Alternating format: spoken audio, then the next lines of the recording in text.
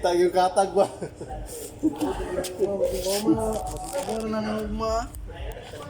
Dili pa ba? Kada ko na akong ngisi siguro kung mauman ako ugma ba.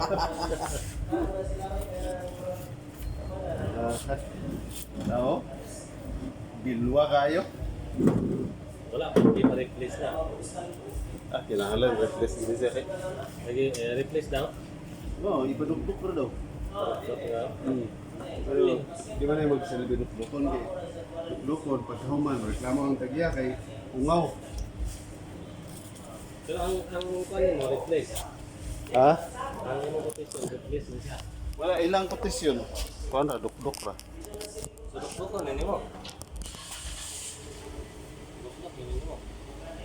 Pero ako na i-recommend niya replace. Replace ini siya ba kay no, kanayo. Pag hungaw ana, o reklamo ang customer. Wasak.